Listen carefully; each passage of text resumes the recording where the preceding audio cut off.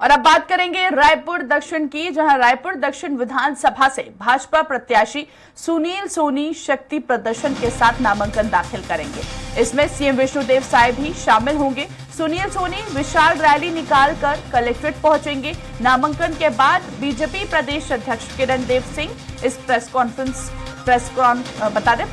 करते हुए नजर आएंगे।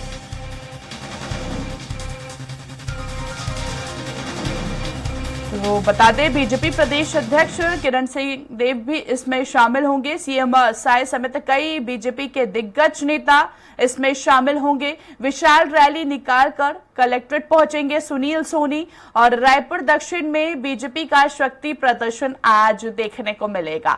साथ ही साथ बीजेपी प्रत्याशी सुनील सोनी नामांकन दाखिल आज करने जा रहे हैं और इस बीच वरिष्ठ दिग्गज नेता इस शक्ति प्रदर्शन में, इस रैली में शामिल होते हुए नजर आएंगे।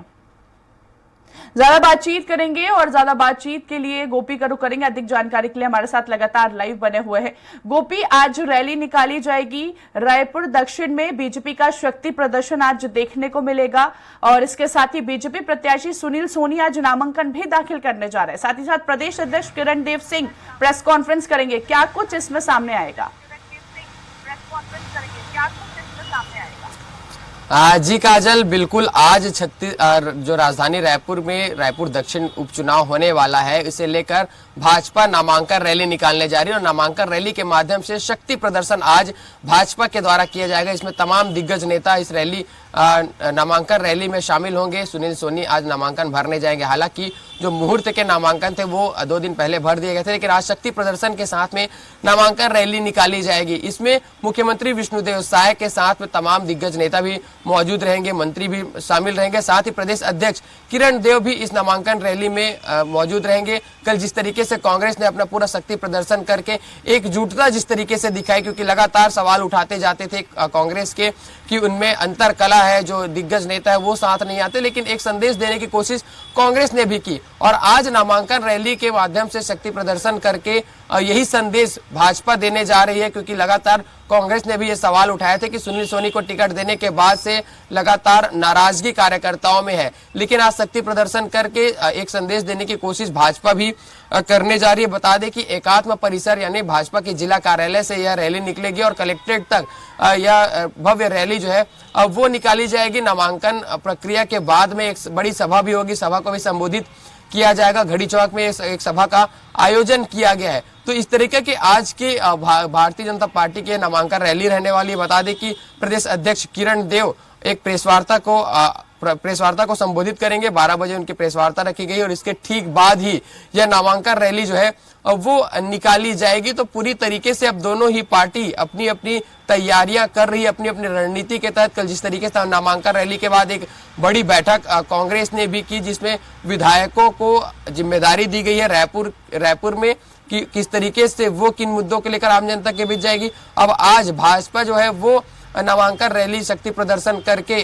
पूरे जनता को भी और विपक्ष को भी एक संदेश देने की कोशिश रहेगी। बता दें कि 35 साल से अधिक इस रायपुर दक्षिण में भाजपा के विधायक रहे हैं बृजमोहन अग्रवाल, लेकिन अब सुनील सोनी को मौका दिया गया और उनके पीछे कहीं ना कहीं बृजमोहन अग्रवाल का जिस तरीके से चेहरा है, जो आम जनता के एक हर वर्ग के लोगों तक उनकी पहचान है, उनकी पहुंच है, तो इससे कहीं ना कहीं भाजपा आश्वस्त नजर आ रही है। एक बड़े मार्जिन से जीतने की खुद बृजमोहन अग्रवाल यह कह रहे हैं कि उनका भी रिकॉर्ड तोड़ा जाएगा और बड़े मार्जिन के साथ में सुनील सोनी विजयी रहेंगे। फिलहाल आज किस तरीके से शक्ति प्रदर्शन रहता है, किस तरीके से लोग रहते हैं, क्या कार्यकर्ता रहते हैं, ये अब देखने वाली बात होगी कि भाजपा का शक्ति प्रदर्शन किस तरीके से नजर आता है। जी चलिए ठीक है, बिल्कुल गोपी। इस बीच हमने देखा कि कहीं ना कहीं बीजेपी ने वोटरों को लुभाने के अभी प्रयास किया, चाहे बीजेपी सदस्यता अभियान के माध्यम से हो, चाहे किसी प्रकार की योजना के माध्यम से हो। क्या लगता है कौन कौन से मुद्दे लेते हुए बीजेपी आगे बढ़ती हुई चुनावी मैदान में नजर आएगी? और इस बीच हमने ये भी देखा गोपी, कहीं ना कहीं सियासी भी देखने को मिली कि बयानबाजी भी खूब होती हुई नजर आई। फिलहाल इसका असर कितना आने वाले दिनों में देखने को मिल सकता है?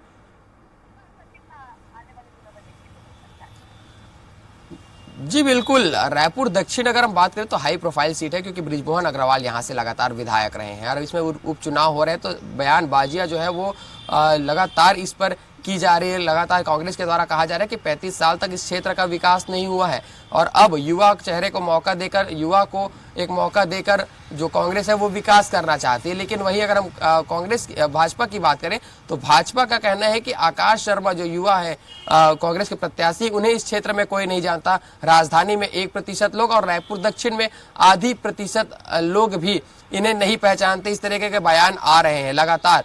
अगर हम बात करें तो मुख्य अगर मुद्दा देखें तो विकास के मुद्दे पर दोनों ही नजर आ रहे हैं। जिस तरीके से कल भाजपा ने एक एक विकास के मुद्दे गिनाए, सुनील सोनी के द्वारा जो सांसद और महापौर के रहते हुए उन्होंने जो भी रायपुर के लिए काम किए, उन तमाम उन कार्यों को भाजपा ने प्रेस वार्ता करके गिनाई है। साथ ही वहीं कांग्रेस की अगर हम बात करें, जिस तरीके से उन्हें बाहरी प्रत्याशी कहा जा रहा है आकाश शर्मा को, तो उस पर भी बयानबाजी देखने को मिली कि राजस्थान से आकाश शर्मा नहीं आया है। इस तरीके से उन्होंने भाजपा भी अभी कंज तसा है। तो जो बयानबाजियां है वो बाहरी को लेकर, विकास को लेकर, निष्क्रियता को लेकर सुनील सोनी के, तो लगातार ये भी सामने आ रही है। शक्ति प्रदर्शन को लेकर भी दोनों ही पार्टियों ने बयानबाजी जो है वो देखने को मिली। कहीं दवाई खाकर शक्ति प्रदर्शन करने की बात कही गई तो कहीं अंटा गोली खाकर शक्ति प्रदर्शन करने की बात कही गई है।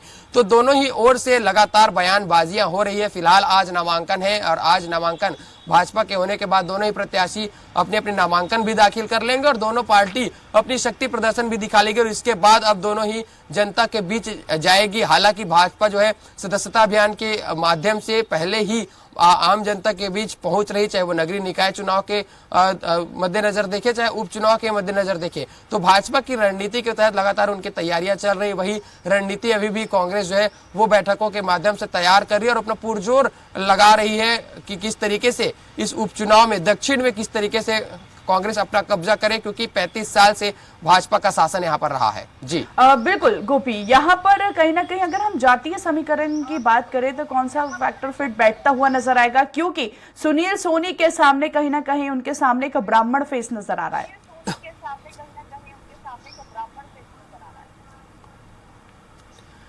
जी बिल्कुल काजल, अगर हम बात करें रायपुर दक्षिण में सामाजिक तौर पर तो 52% जो जनता है वो ओबीसी से है और यही अगर हम देखें तो कहीं ना कहीं इसे साधने का प्रयास दोनों ही पार्टियां कर रही है। सामाजिक तौर पर भी बैठकें लगातार हो रही है ताकि समाज के लोगों को साधी जा सके। 52% आबादी ओबीसी की, यानी ओबीसी फैक्टर कहीं ना कहीं यह चुनाव रहने वाला है। जो भी पार्टी ओबीसी के समाज को साध लेगी वो कहीं ना कहीं वो जीत हासिल कर लेगी और इसी रणनीति के तहत दोनों ही पार्टियां यहाँ पर अपने काम करते हुए नजर आ रही है। साहू हो गए, चंद्राकर है, यादव है, ये जो समाज है वो बड़ी संख्या में रायपुर दक्षिण में निवास करते हैं। अक्सर हम देख रहे हैं रायपुर में तो अलग बाहरी लोगों के कहीं ना कहीं अधिक यहाँ पर उनकी निवासरत है। चाहे अगर हम सिंधी समाज को देख ले या फिर जैन समाज को देख ले तो उनकी भी बड़ी संख्या यहाँ पर रहती है। व्यापारी वर्ग काफी रायपुर दक्षिण में भी रहते हैं तो उन्हें साधने का भी पूरा प्रयास है। फिलहाल अब किस तरीके से किन किन मुद्दों के लेकर अब नामांकन के बाद में प्रत्याशी और पार्टियां उतरती है, किस तरीके से आम जनता के बीच जाती है, ये देखने वाली बात होगी। चलिए, बहुत बहुत शुक्रिया गोपी हम तक जानकारी पहुंचाने के लिए। तो देखिए, रायपुर दक्षिण में बीजेपी का शक्ति प्रदर्शन आज देखने को मिलेगा। बीजेपी प्रत्याशी सुनील सोनी आज नामांकन दाखिल करेंगे और ऐसे में विशाल रैली निकालकर कलेक्ट्रेट पहुंचेंगे सुनील सोनी।